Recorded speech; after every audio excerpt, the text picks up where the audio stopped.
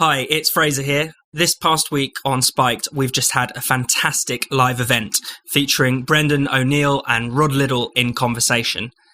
This event was our way of giving back to our community of Spiked supporters. One of the many perks Spiked supporters get is early bird and discounted tickets to all of our events. And we've got plenty more exciting events coming up that I can't wait to tell you about. If you donate £5 or more per month, or £50 or more per year to Spiked, you're eligible to become a Spiked supporter and you can access all of these perks.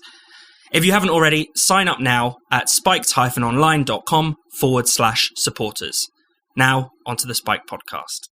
Hello and welcome to the Spiked podcast. I'm Fraser Myers and joining me as ever we have Spiked's deputy editor Tom Slater. Hello. And Spiked columnist Ella Whelan. Hi. Coming up on the show, the delay to Freedom Day, stop funding hate, the unravelling of the US media, and Chimamanda Ngozi Adichie takes on cancel culture. So-called Freedom Day is off. As the Delta variant has persuaded the Prime Minister to delay reopening. But now is the time to ease off the accelerator. If this continues on an exponential path, then we would run into trouble. This virus is surging because Boris Johnson left the back door open and allowed the variant to wash up on our shores. On Monday, the government announced a delay to the removal of social distancing restrictions in England. I mean, this felt almost inevitable at this stage, right? Yeah, it's a real toss-up between... I'm laughing, but actually I feel like crying because I had hoped so much that they were going to come good on the 21st of June. And I think we've talked about it many times on this podcast. They were so emphatic about this particular date and how British it was going to be and how we were going to have street parties and things. But then, obviously, the way in which this whole process has gone throughout the last 15 months of delays and extended lockdowns or tweaks to lockdowns or, you know, local lockdowns, not all that nonsense and kind of spin, then made the other half of your brain think, come on, Ella, this isn't going to happen. And so it doesn't come as a surprise to many people. But I think the ramifications of it can't be underestimated. You know, there are all kinds of other rules and guidance still in place for very specific things. You know, weddings, for instance, are still going to have that. You know, they're going to be loosened, but there's still going to be all these insane rules on, you know, when you can cut the cake, who can dance, who can't, where you can dance. Yeah. Wasn't there something about Polaroid cameras as well? Yeah, I mean, that's how specific and micromanaging it is. Take pictures on a Polaroid camera, but you have to sanitize that camera afterwards. So there's no passing it between gran and aunt. With the dancing, you can dance indoors if you are the couple, but you can't dance on a dance floor. So maybe you have to dance in a circle around a ring. You can go up and watch people cut the cake. You can clap, but you have to then go back to your seats to have the cake brought to you. I mean, you end up sounding silly, and lots of people probably will think about these rules in terms of a kind of flexible way. It's hard to see anyone really being that emphatic and that sort of totalitarian about the rules. But when it comes to venues, it sort of gets taken out of your hands because people have insurance, things to think about, and the most likely incident is that most people are going to say, do you know what, put off the wedding. Do you know what, put off the festival. Do you know what, let's not go on that holiday. And that sort of informal knock-on effect, which means that the delay to reopening causes a sort of delay to our shift in mindset. So people are just putting off the idea of freedom, which is going to have ramifications for much longer than the 19th of July. I'm not convinced that the 19th of July is going to be anything more than a damp squib because we're all just going to be so exhausted by this. Yeah, I mean, obviously people were excited for the 21st of June. Do you think by then, you know, it's just going to be a bit grim? No, completely. And because we've got to remember that this was a very slow roadmap out of lockdown in the first place. I mean, it was purposefully incredibly slow to be overly cautious. And I think that setting that date, even though they always said it was dates not dates, we all know that wasn't really the case, or at least in terms of bringing the dates forward.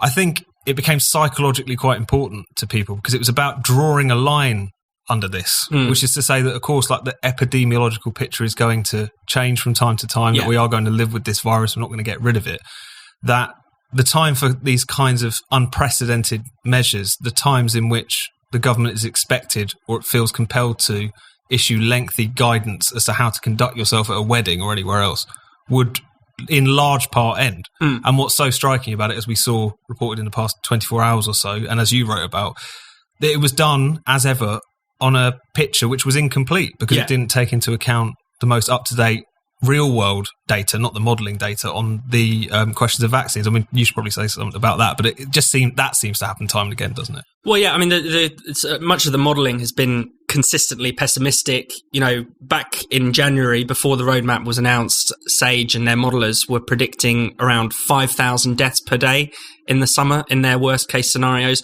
2,000 a day in their best case scenarios, in a vaccinated population. That gives you an idea of just how kind of out of control some of this modelling has been. But one of the things, even as it's got better, as we've seen the real world data come in about the vaccines, it's still actually been on the pessimistic side. It's still underestimated the efficacy of the vaccines. And most recently, the most recent model that was, you know, published on the day that they decided to delay Freedom Day had data that is out of date, that was, you know, overly pessimistic about how the vaccines deal with the Delta or Indian variant.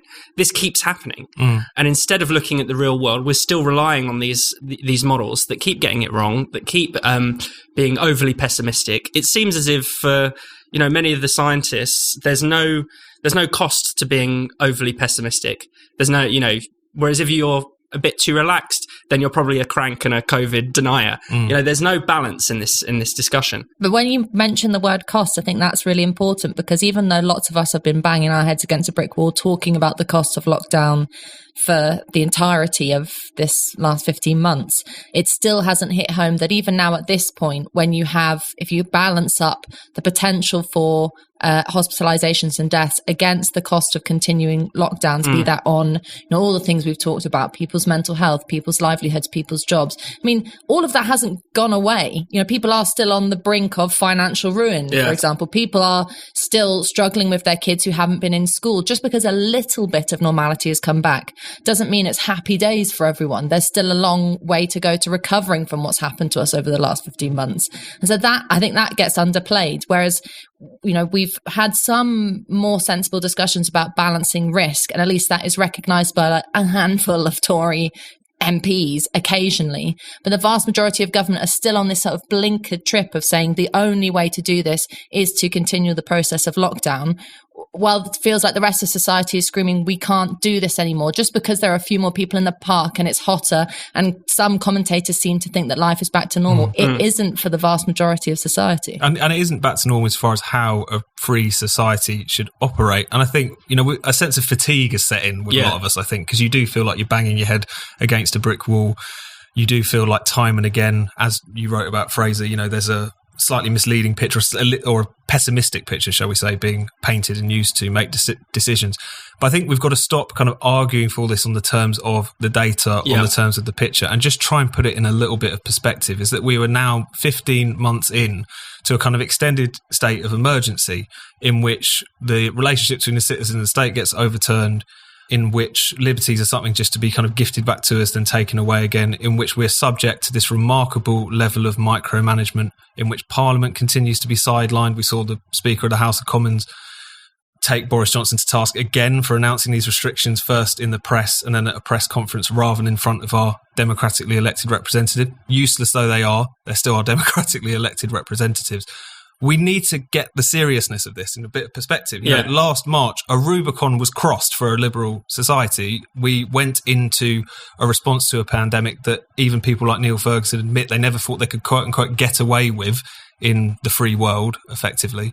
And any of the kind of safeguards you would expect to exist for extreme measures being taken in times of genuine crisis were never really spelled out, were never seen to exist, were dodged via using certain bits of legislation, which meant you didn't need that level of parliamentary scrutiny and all the rest of it. And that's what we need to focus on. This conversation, it's only a few more weeks, maybe we should be a little bit more cautious, ignores the fact that we're still in this and there's no clear way in which we get out of this, no clear sense of what the goalposts are. That's why they can be so easily moved. Yeah. That is what we need to take very, very seriously. That is what we need to worry about becoming institutionalized. And yet the whole discussion becomes about arguing the toss over 2 weeks or 3 weeks or a break clause or whatever. That's what we're missing in all of this. And I think that's how we need to start reframing this discussion if we're ever going to put these kinds of measures to bed in the future, and then them not just become like almost mundane means of governing at this point. Yeah. Let's talk a bit about Westminster for a moment. Dominic Cummings is back with his first Substack, revealing what's happening. He's a Substack bro. Of course Absolutely, yeah. That's the most predictable outcome in the world. But he's revealed text messages between himself and the Prime Minister. Boris calling Matt Hancock fucking hopeless. Is that news to anyone? It's Mean Girls. It's the burn book from Mean Girls. I mean, this is straight out of a teenage girl's playbook. Dominic Cummings, this guy loves the limelight and we love to give it to him. I mean, there is nothing illuminating that. No one should be surprised by what's the content of these messages. Everyone knows that there are tensions between Hancock and Johnson. Everyone knows that Hancock's been a little bit mental throughout the last 15 months and has definitely overstepped his brief certain times. He's loved it. The biggest revelation from this 7 hours that we talked about in a previous podcast of the Cummings inquiry was the question over how they handled care homes. We knew that too. Yeah. Everyone knows what went on behind the scenes. And the most frustrating thing about the way in which Cummings is acting now is that he's sort of trying to position himself as the do-gooder with the benefit of hindsight. I mean, if he really felt so strongly about all of this, he should have said something at the time. He's not allergic to breaking, loyalty, and he definitely is not this kind of shy guy who's afraid of the cameras the image that he likes to put forward. He should have leaked then when it mattered, when it could have saved lives, quite literally. I mean, we have to remember that the serious element of this is that thousands of care home residents died as a consequence of the government's screw up.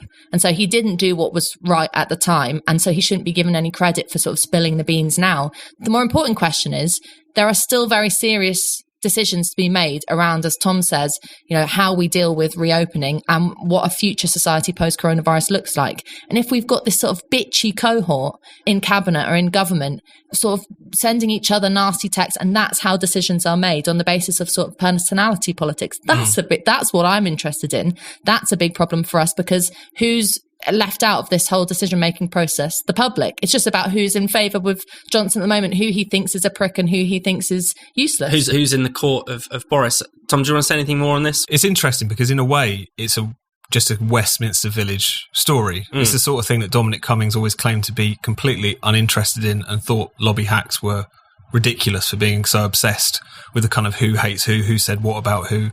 As you say, Matt Hancock being fucking useless is not news to anyone. I don't think it would surprise anyone that Boris Johnson, particularly in a private WhatsApp message, would have expressed this at some point in the height of an extraordinary crisis. Is it unfortunate that despite his obvious shortcomings, it's putting it lightly, that Matt Hancock is still in place? Yes, but at the same time, we understand the narrow political calculations as to why that is the case. It's not great.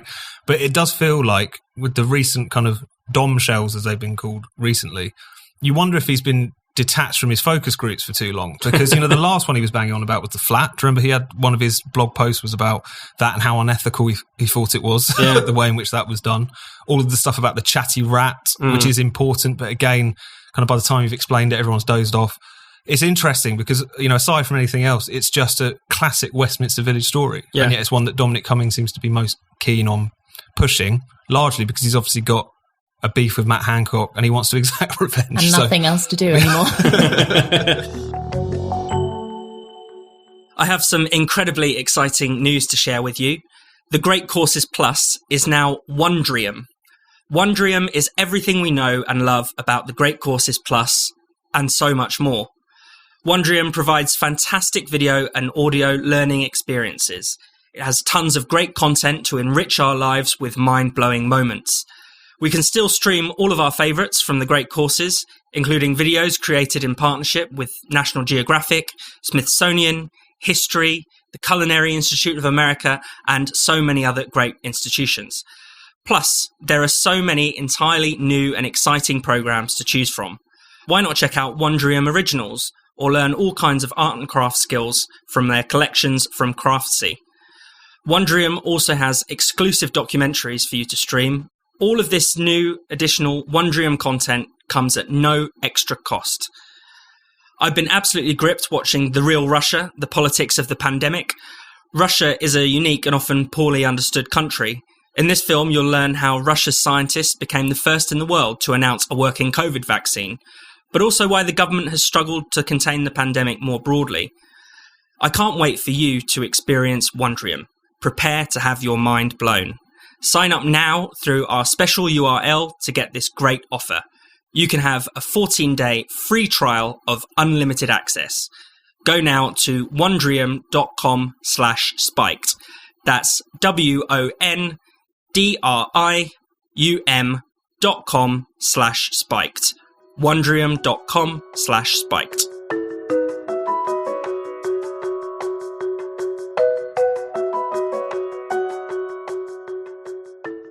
So on Sunday, GB News was launched, and already people are trying to get it shut down.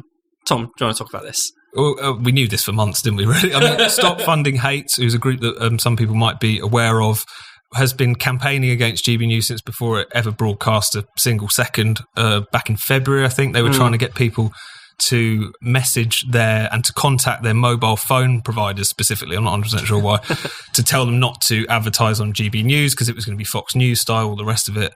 Again, not having put out a single moment of broadcast. And so since they actually went live this past week from Sunday night, they ramped up the campaign again, telling people to get in contact with any company that they saw advertising on them. And quite quickly, a number of these companies buckled.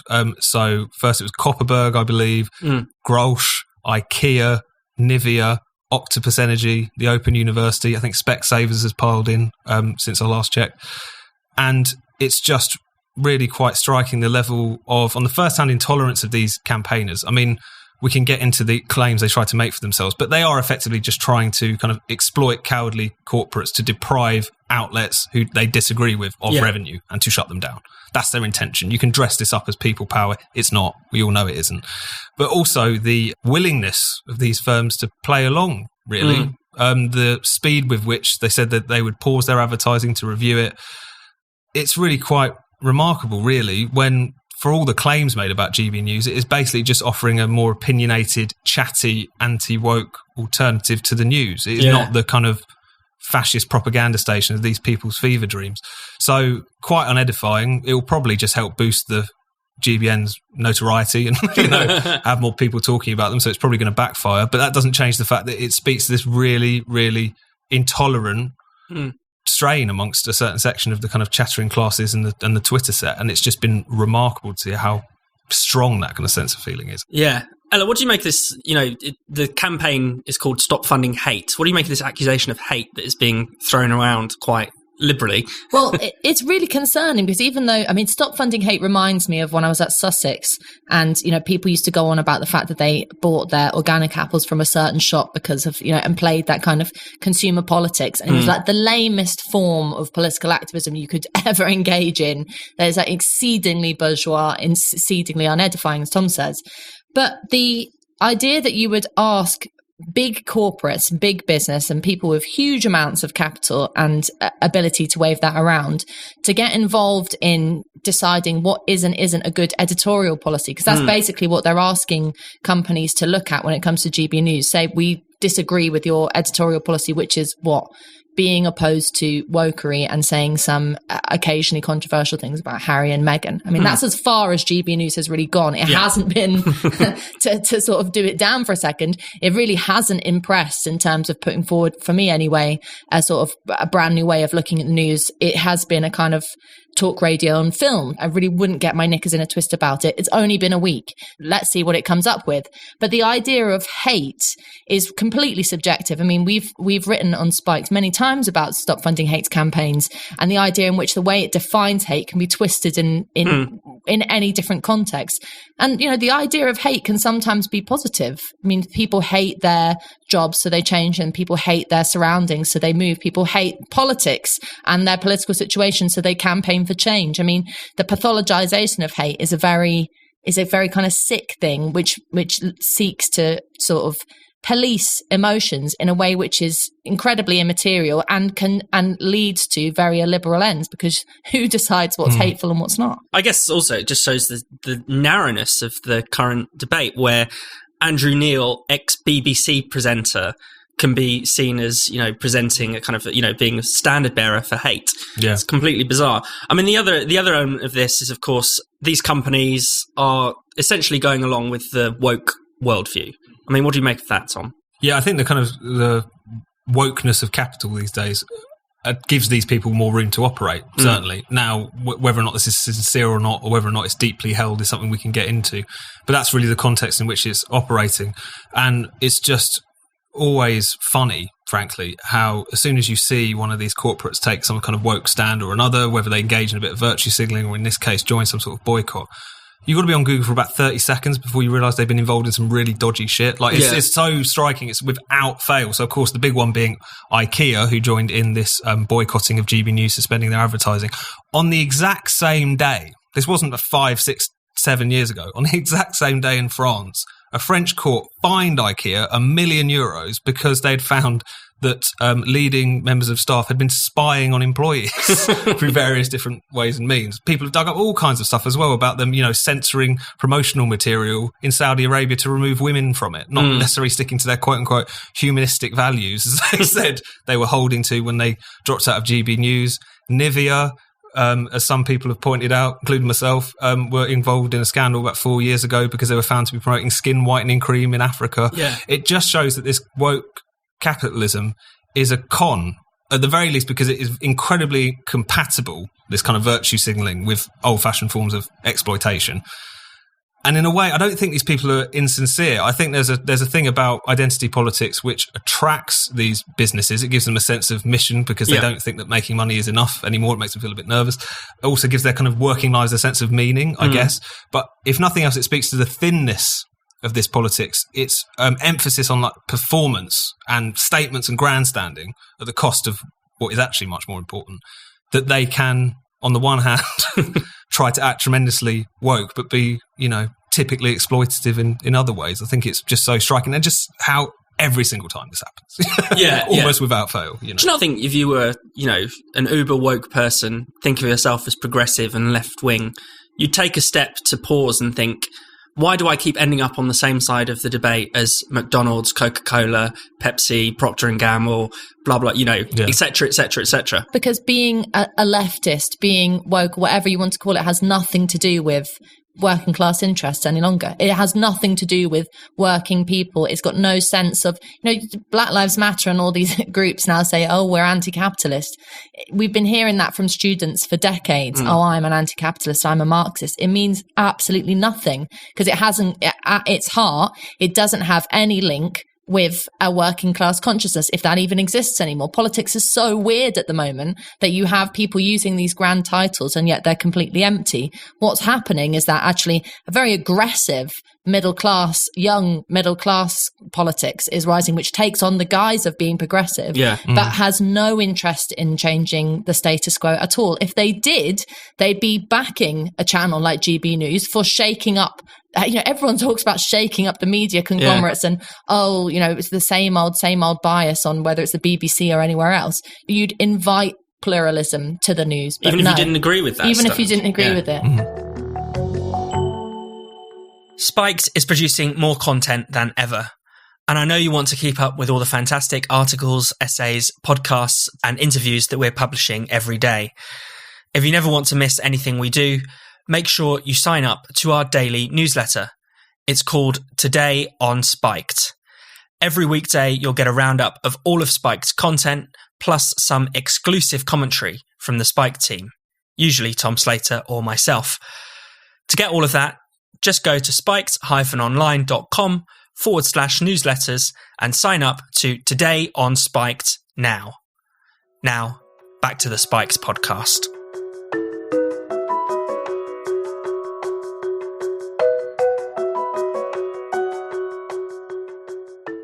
We should talk a bit about the US media as well. I mean, there's been a number of major stories pushed by the US media that have started to unravel. Most recently, it emerged that there was no truth to the accusations that Donald Trump essentially had protesters cleared from Lafayette Square for a photo op. Even using tear gas was the allegation. Tom, do you want to tell us a bit about this? Yeah, so Will Riley wrote about this on Spike this week and really putting it in the context of just the growing number of anti-Trump big stories which have just completely unraveled. So there's this Lafayette Square one, as you say.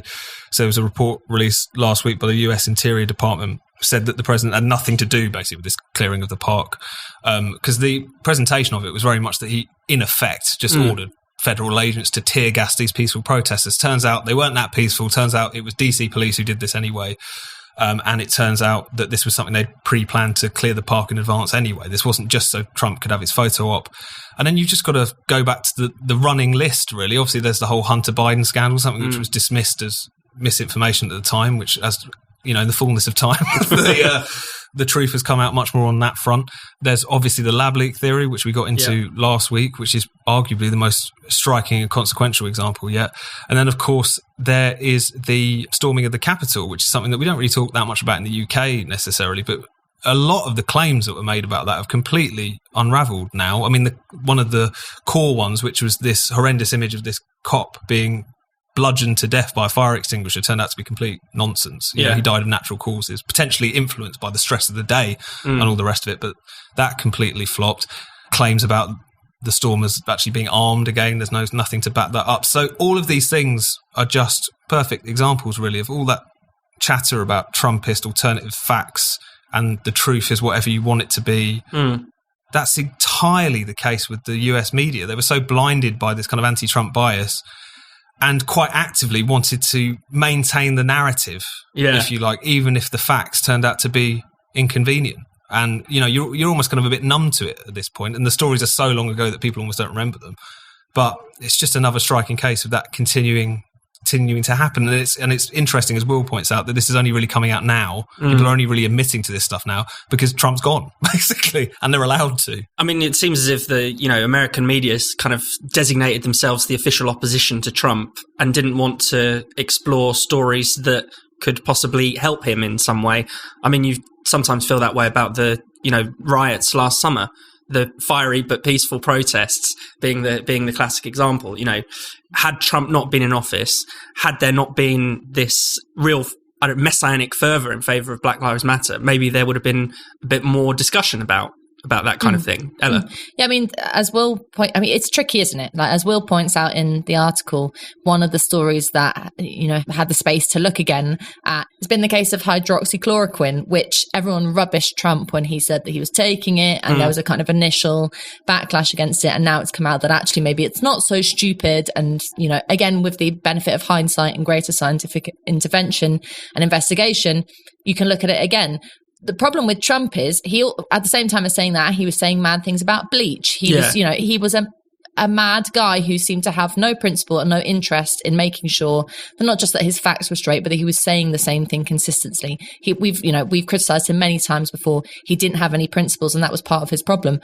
The perhaps greater problem was that rather than rising above that or saying we're not going to sink to his level, you know, that whole kind of Michelle Obama mantra, when they go low, we go high, the US media went even lower than Trump, because they did the exact same thing of giving into the kind of hysteria around fake news. I mean, as many times as Trump screamed fake news at people screamed it at him. And so rather than actually setting an example or taking a political stance against the kind of ridiculousness of the occasional ridiculousness of Trump, they sunk to that level. And so as a public, an American public, trying to make sense of actually what is going on, it's very hard, because you've got a mad president who's saying one thing and playing a game. Actually, most of the time was that Trump wasn't hugely interested in making any real significantly political change to America. It was more about the kind of the press conferences, the pomp, his own personal gain from his position in office.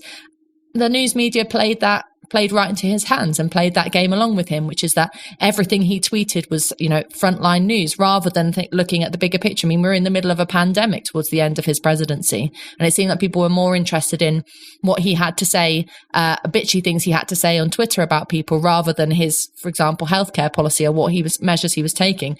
So they both come out very badly out of this. But the more important thing is that Trump has been voted out, and those media outlets are still there. And as Will also points out in his piece, taking a very different position when it comes to Joe Biden, because so many of them are Biden supporters. I mean, the Hunter Biden story, for example, and the way in which that has been suppressed would make, you know, even the lightest conspiracy theorist's eyes blink, because, you know, you do think, what's going on there? Well, yeah, I mean, and you do, you know, the fawning coverage of Joe Biden is extraordinary. You know, the level of, you know, really softball questions that he gets thrown at him is completely absurd. I mean, we should also probably talk about probably the biggest fake news story of all in the Trump presidency, which was Russiagate.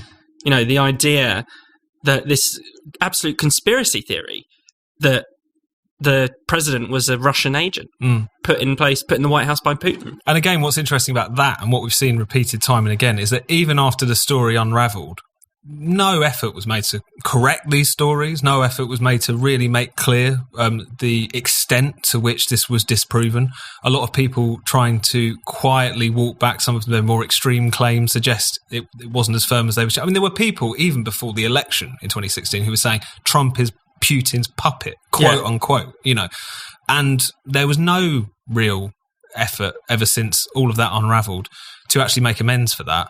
And really that just set in train everything ever since. And I take the point, Ella, about, you know, the question of, and you get the sense they're kind of as bad as each other, but the same way, this sort of fake news that's being, you know, propounded, if you like, this sort of level of deception, this lack of, you know, attachment to the facts, this prizing of the narrative above all else, it's being enforced by this unholy alliance of big tech, the corporate media and the state, effectively. And that's incredibly difficult to dislodge. And whilst obviously Trump should rightly be criticised for not only the nonsense he talked, but, you know, nodding and winking at QAnon and all the rest of it, the Capitol riot, though very much exaggerated in its impact, was still kind of example of how destabilising, you know, kind of fueling conspiratorial thinking can be and all the rest of it. The kind of strength of those forces is something that's far more significant, far more difficult to contend with. And of course, it's coming from that section of society which prides itself on being enlightened, fact-based, and all the rest of it. So it's even more hypocritical. And finally, the celebrated Nigerian author Chimamanda Ngozi Adichie has published an explosive essay attacking cancel culture, calling it obscene. It's set the internet alight. What have you made of it, Ella? Well, it's just one of those really welcome interventions where it's all very well, lots of us talking about the problems of cancel culture. We get dismissed all the time as, you know, right-wing lunatics who are causing storms in teacups. When you have someone as respected as Adichie and as respected by and fawned over by the people who are most often performing cancel culture come in and say, hang on, it's not just that there's a bit of a problem, you are wrecking society. I mean, her intervention was saying that, you know, young people in particular can't have genuine interactions with each other because we're all so afraid of, I think she said, you know, acting like angels and trying to out-angel one another. And it's all about the appearance of being good rather than actually being good, that we're essentially said we're all living in bad faith. And having that level of intervention should surely make some people sit up and realize that there's something very serious going on, because from her position as an author in the world of literature, what she's seen through, you know, experiences she had that she detailed with her previous students who she ran sort of scholarships with and forums with, is that it's turning people into little monsters, and that the arts will suffer, because if you're not able to live in good faith and actually have free expression when it comes to art and literature, then you don't have good literature coming out of it. So her particular slant from the art world is also welcome, because from bans, sensitivity readers to bans on films, to all the stuff we see happening every week, something has to be done. And if it takes Adichie to come in and set the world right, then I'll get behind her. Yeah, I just want to pick up on exactly that point. If it takes Adichie, I mean, this intervention has flushed out a lot of the cancel culture deniers, hasn't it, Tom? Yeah, no, exactly, because a lot of them have said quite explicitly that people who kind of consider themselves on the left or the liberal left, they've known about all of this, but they keep quiet either because they're probably a bit scared themselves, but also because they fear providing a kind of sop to the culture warrior right wing and all the rest of it. You think, first of all, what remarkable cowardice that represents. But I think it also reminds you that despite the discussion, which is often between, you know, two sides arguing over whether or not a problem exists or not, and the liberal left often falling into the camp of trying to downplay it, trying to say it was exaggerated and all the rest of it. So this kind of climate, whilst obviously there are high-profile scalps from conservatives who wrong speak and all the rest of it, it's obviously having and has had an incredibly pernicious and felt impact on the liberal left world, the worlds of academia, the worlds of culture. I mean, these are the people who practice it. These are the people who live within it. These are the people who they know that if they say something out of turn, that their friends might turn against them. It's not someone they don't know and don't share any political opinions with having a go at them on Twitter. It's something that's very much within their world.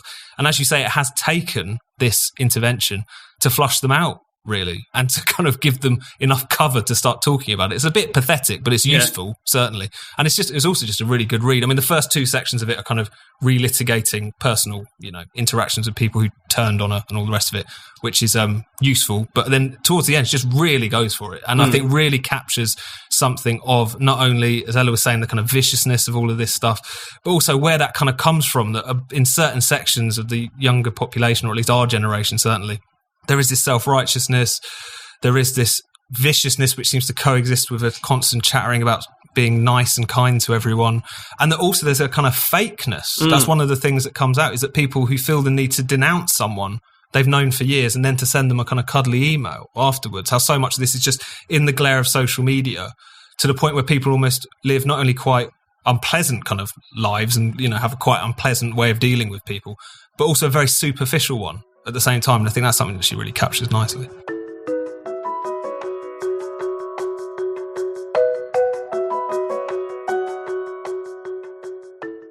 Thank you for listening to the Spiked podcast.